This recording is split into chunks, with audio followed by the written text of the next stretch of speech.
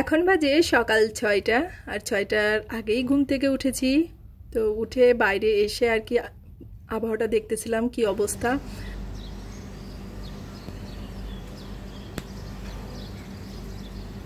আর জানো তো সারাদিনের এই সময়টাতেই শুধুমাত্র একটু পাখির কিচিরমিচির আওয়াজটা পাওয়া যায়, তো এই সময় পরিবেশটা ভীষণ সুন্দর থাকে। কিন্তু হ্যালো এভরিওয়ান, নমস্কার, কি অবস্থা, কেমন আছো সবাই? আশা করছি খুব খুব ভালো আছো সবাই। আমরাও ভালো আছি তোমাদের আশীর্বাদে, ঈশ্বরের কৃপায়। আর তোমরা যে যেখান থেকে আমার ভিডিওটা দেখছো তোমাদের সবাইকে অনেক অনেক ওয়েলকাম। আশা করছি ভিডিওটা ভালো লাগবে তোমাদের। যদি ভিডিওটা ভালো লাগে অবশ্যই ভিডিওটাকে একটা লাইক, একটা কমেন্ট, আর যারা নতুন আছো আমার ভিডিওটা দেখছো অবশ্যই চ্যানেলটাকে সাবস্ক্রাইব করে আমার পাশে থেকো। তো এখন এই যে স্বপ্নিলকে স্কুলের জন্য রেডি করে দিচ্ছি। আর ও হচ্ছে ওর বন্ধুর সাথে স্কুলে যায়। আর স্কুলে ছুটির পর আমি না হলে ভাই আর কি ও স্বপ্নিলকে স্কুল থেকে নিয়ে আসি। তো ওর বন্ধুর সাথে যাওয়াতে একটা সুবিধা হয়েছে যে সকালবেলা ভাইও যেতে চায় না, আর আমারও আসলে বাইরে গেলে মানে বাসার অনেক কাজ আর কি বাকি থেকে যায়, মানে এসে অনেকটাই কষ্ট হয়ে যায় আর কি করতে। তো এখন হচ্ছে আমি স্বপ্নিলকে নিচেই গেট পর্যন্ত আর কি দিয়ে আসবো, কারণ ওই অনেক সকাল তো এখনও অনেকেই ঘুম থেকে ওঠে না, তো ওর আর কি একা একা যেতে ভয় লাগে। তো এটা হচ্ছে আরেকটা ডিউটি সকালবেলার। তো এই যে এই সকাল থেকেই আসলে সারাদিনের কাজটা শুরু হয়ে যায়। আর এটাই হয়তো সংসার। আর সংসারে বলতে একটা কথা মনে পড়ে গেল, সেটা হচ্ছে আসলে সংসার কিন্তু অ্যাডজাস্টমেন্ট, তাই না? একজন একজনের সাথে মানিয়ে নিয়ে চলা, গুছিয়ে সংসার করা, এটাই। তো একটা কথা তোমাদেরকে বলতে চাই, আসলে কথাটা বলা ঠিক হবে কিনা। এখন তো আমরা সবাই আর কি আত্মনির্ভরশীল, কেউ কারোর কথা শুনতে রাজি নাই, কেউ কারোর সাথে অনেক সময় থাকতে চায় না, মানতে চায় না।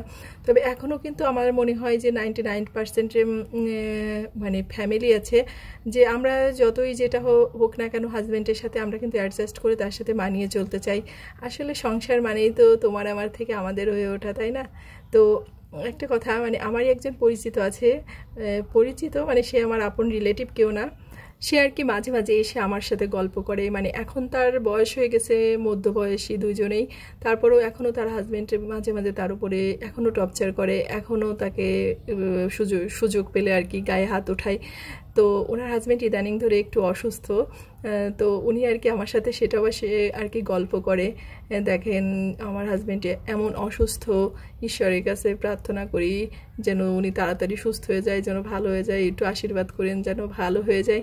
আসলে আমরা মেয়েরা মনে হয় এরকমটাই, তাই না? আমাদের সাথে যেটাই করে উক না কেন হাজব্যান্ড, আমরা মনে হয় তাকে তার খারাপ চিন্তা বা তার মানে খারাপ কিছু আমরা কখনোই চিন্তা করতে পারি না, বরং আমরা এটাই ভাবি যে সে কিভাবে ভালো থাকবে, কিভাবে সুস্থ থাকবে।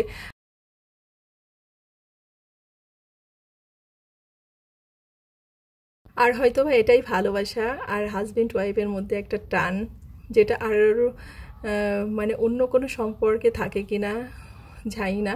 তবে যাই হোক না কেন, সবাই পৃথিবীতে ভালো থাকুক, সুখে থাকুক, শান্তিতে থাকুক, ঈশ্বরের কাছে এই প্রার্থনাই করি। আর একসাথে থাকতে গেলে তো অনেক কিছুই হয়, তাই না? তো সবার সাথে সবাই একটু অ্যাডজাস্ট করে চলতে পারলেই হয়ে যায়, এটাই আর কি ব্যাপার। তো আসলে অ্যাডজাস্টমেন্টটা খুবই জরুরি সংসার জীবনে। আর দেখবা যে অনেক সময় কি হয়, নিজেরা ভালো থাকলে নিজেদের কাছের মানুষগুলোও কিন্তু অনেক ভালো থাকে, তাই না? তো এই কারণেই আসলে একটু মানিয়ে গুছিয়ে নিয়ে চলতে পারলেই কিন্তু সংসারটা অনেক ভালো হয় এবং সুখের হয়, শান্তির হয়। তো যাই হোক, অনেক কথা বলে ফেললাম, আর বলতে বলতে অনেকগুলো কাজ করে নিলাম। তো এই যে প্রত্যেকটা রুম আর কি ভালো করে মুছে টুছে পরিষ্কার করে নিলাম। আর এখন এই যে কাপড় চোপড় ছেড়ে একটু গা পা ধুয়ে আসলাম, কারণ গরমের মধ্যে কাজ করতে গেলে কি অবস্থা হয় সবাই তো তোমরা জানো। তো বেশ কিছুদিন ধরে একটা সমস্যা হয়েছে, তো এর জন্য স্বপ্নিলের পাপা আর কি বলছে যে ডাক্তারের কাছে যাওয়ার জন্য। তো আলসেমির কারণে আসলে ডক্টরের কাছে যাওয়াই হচ্ছে না। আমার ডক্টরের কাছে যাওয়াটা একটু ভীষণই আলসেমি বলতে পারো, আর যদি সেটা নিজের জন্য হয় তাহলে তো কথাই নেই। তো বেশ কিছুদিন ধরে মানে বাম সাইডে, মুখের বাম সাইডে টনসিলের জায়গাটা মানে ফুলে আছে, সেটা টনসিল না অন্য কিছু ঠিক বুঝতে পারতেছি না, কিন্তু ব্যথা নেই। টনসিল ফুললে অনেক সময় যে ব্যথা হয় সেটা কিন্তু ব্যথা না। তো মুখ যেহেতু আমার একটু গোলগাল মোটাসোটা মুখটা, তারপরে হচ্ছে টনসিলটা বাম সাইডে ফুলে আসতে পুরো গলার সাথে আরও বেশি মনে হয় যে খারাপ লাগতেছে দেখতে। তো আসলে মাঝে মাঝে একটু হালকা পাতলা টেনশনও হচ্ছে এটা নিয়ে। আসলে আমি একটু বুঝি না মাঝে মাঝে যে কেমন, আসলে টেনশন করার আগে কিন্তু ডক্টরটা দেখালেই হয়, সেটাও করি না। আবার মানে ভিতরে ভিতরে নিজে আর কি একটু টেনশন কাজ করে। তো ওইটাই আর কি আয়নায় একটু দেখতেছিলাম। যখন আয়নার সামনে আসি তখন আর কি বেশি সেটা আর কি উপলব্ধি করতে পারি। দিনের অন্যান্য সময় তো বেশিরভাগ সময় কাজে ব্যস্ত থাকি, তো ওটার কথা আর কি মনে থাকে না। দেখবা যদি কোনো জায়গায় ব্যথা বা যন্ত্রণা না থাকে তখন সেটা কিন্তু অনেক সময় আমরা ভুলে যাই। তো আমারও কিন্তু সেটাই হয়েছে।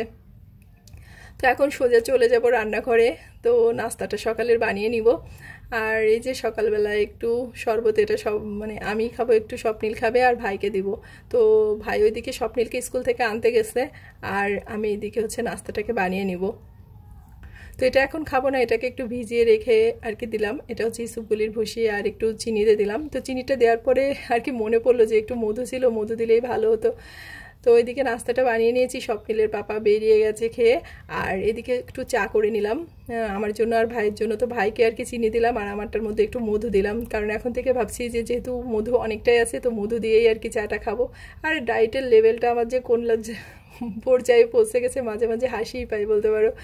তো যাই হোক, এদিকে একটা এই দেখো মধু দিয়ে চা খাচ্ছি আর নিয়েছি হচ্ছে মিষ্টি বাখরকানি। তো এটাই হচ্ছে ডায়েট, বুঝতে পারছো? তো ওইদিকে চাটা খেয়ে তারপর চলে আসলাম দুপুরে রান্না করতে। তো রান্নায় আজকে হচ্ছে মাছ রান্না করব, ডাল করব আর একটু উস্তে ভাজি করব। তো উস্তেটাকে কেটে নিয়েছি আর রান্না করব এই যে পাবদা মাছটাকে আলু কাঁচা কলা দিয়ে একটু পাতলা পাতলা ঝোল করে নেব। তো যেহেতু ওই যে স্বপ্নিলের একটু মানে পেটের সমস্যা হয়েছে, এই জন্য আলু কাঁচা কলা দিয়েই পাবদা মাছটাকে রান্না করলাম। তো এইদিকে সব পাবদা মাছগুলোকে আর কি ভেজে নিয়েছি। এখন হচ্ছে এই যে আলু কাঁচা কলাকে সামান্য একটু জিরা তেলের পরে দিয়ে আর কি লবণ হলুদে ভেজে নিয়েছি। এখন কয়েকটা আর কি কাঁচামরিচ দিয়ে দেবো। আসলে আগে কাঁচামরিচটা দিলে কি হয়, মরিচটা না একটু পুড়ে পুড়ে যায়, সেটা ভালো লাগে না। এর জন্যই আর কি এখন আর কি কাঁচামরিচটাকে দিয়ে দিলাম। আর এর ভিতরে তো আর কোনো আলাদা মশলা দিব না, শুধুমাত্র একটু হলুদের গুঁড়া আর সামান্য পরিমাণে একটু মরিচের গুঁড়া দিয়ে দিব। মানে একটু ঝাল হবে, একটু কালারটা হবে। আর সাদা সাদা কালারটা খুব একটা ভালো লাগে না তরকারি, দেখবা। আর রান্নাটা বসিয়েছি কিন্তু সেই 9টা বাজে শুরু হয়েছে রান্নাঘরের কাজ। আর এই কাজগুলো শেষ হতে হতে প্রায় 3টা সাড়ে 3টা প্রতিদিন বাজে, কারণ এক চুলায় সব কিছু রান্না করতে করতে অনেক টাইম লেগে যায়। তো যাই হোক, এদিকে মাছের তরকারিটা তো প্রায় হয়ে গেছে। তো ঝোলটাকে ভালো করে ফুটিয়ে নিয়েছি, তার ভিতরে মাছগুলোকে দিয়ে দিলাম। আর ওই সামান্য একটু আর কি ভাজা জিরের গুঁড়া দিয়ে যে মাছটাকে নামিয়ে নেব। আর এখন হচ্ছে একটু উস্তে ভেজে নেব আর আমডাল রান্না করব। আর গরমের ভিতরে ভেবেছিলাম একটু আমের টক রান্না করব, কিন্তু স্বপ্নিলের পাপার জন্য আমের টক রান্না করতে গেলে আমি নাকি হচ্ছে আমার শাশুড়ি মার মতো রান্না করতে পারি না। তো ভাবলাম ওই খুদ ধরবে না, ওইটা রান্না করার থেকে একবারে ডালটা রান্না করি, সবাই আর কি ভালো খাবে। আর আমের টকটা শুধু স্বপ্নিলের পাপাই পছন্দ করে, আমিও না, স্বপ্নিলও না, আমরা কেউই আর কি খাই না। তো যাই হোক, এদিকে উস্তেটাকেও ভেজে নিলাম। তো এই উস্তেটা হচ্ছে কাসন্দ দিয়ে ভাত দিয়ে খাবো। তো এইভাবে মানে উস্তেগুলোকে ভাজলে বেশ ভালো লাগে। তো সব কিছু রান্নাবাড়া করে তারপর রান্নাঘরটাকে পরিষ্কার করে স্নানটা করে চলে আসছি। আর এখন আমি আর ভাই খেয়ে নিচ্ছি। তো আমরা খেয়ে তারপরে স্বপ্নিল আর কি একটু পরে খাবে, ওর খাওয়া হলে তারপরে আবার কোচিং আছে। তো ওই যে বলেছিলাম যে কাসন্দ দিয়ে কাঁচামরিচ দিয়ে আর উস্তে ভাজা দিয়ে খেতে কিন্তু মজা লাগে গরম ভাত। তো একটু কাসন দিতে বলেছিলাম ভাইকে, সে আর কি অনেকখানি ঢেলে দিয়েছে। তো যাই হোক, খাওয়ার স্বাদটাই আমার একটু নষ্ট হয়ে গেছে। তো এখন হচ্ছে খাওয়া দাওয়া করে একটু রেস্ট নেবো, খুব বেশিক্ষণ সময় পাবো না, নিয়ে তারপর ওই যে স্বপ্নিলকে বেরিয়ে যাব। তো আজকে হচ্ছে যেহেতু লোকনাথ পূজা ছিল, তো কোচিং থেকে আসার সময় শাঁখারি বাজারে আর কি পূজাটা হচ্ছিল, ভাবলাম তোমাদের সাথে শেয়ার করি। আর দেখো কতটা ভিড়, মানে যে কোনো পূজার সময় শাঁখারি বাজারে আর কি যাওয়াই যায় না, এতটা পরিমাণ ভিড় হয়ে যায়। তো পূজা দেখার জন্যই আমরা ওই পাশ দিয়ে আর কি গিয়েছি, না হলে আমরা কোর্টের মধ্যে দিয়ে যাই যেখানে আর কি ভিড়টা কম থাকে। তো দেখছি যে ওখানে আর কি যজ্ঞটা চলতেছে, তো ওখানে দাঁড়িয়ে একটু ঠাকুরকে প্রণাম করে নিয়ে তারপর বেশিক্ষণ ছিলাম না, যেহেতু প্রচুর গরম। আর যখন স্বপ্নিলকে নিয়ে কোচিংয়ে ছিলাম তখন বেশ খানিকটা আর কি বৃষ্টি হয়েছে। বৃষ্টি হলে তাতে কী হবে, ঠান্ডাটা কিন্তু খুব একটা হয়নি, আর ওই ভাবসা গরমটা শুরু হয়েছে। তো ভাবলাম তোমাদের সাথেও একটু শেয়ার করি। তো আজকের ভিডিওটা এ পর্যন্তই, ভিডিওটাকে আর বড় করব না। সবাই ভালো থেকো, সুস্থ থেকো, আর অবশ্যই সাবধানে থেকো। আর ভিডিওটা যদি ভালো লাগে অবশ্যই একটা লাইক, একটা কমেন্ট, আর অবশ্যই একটা চ্যানেলটাকে সাবস্ক্রাইব করে আমার পাশে থেকো। ভালো থেকো সবাই, তোমাদের সাথে দেখা হচ্ছে আমার পরবর্তী ভিডিওতে।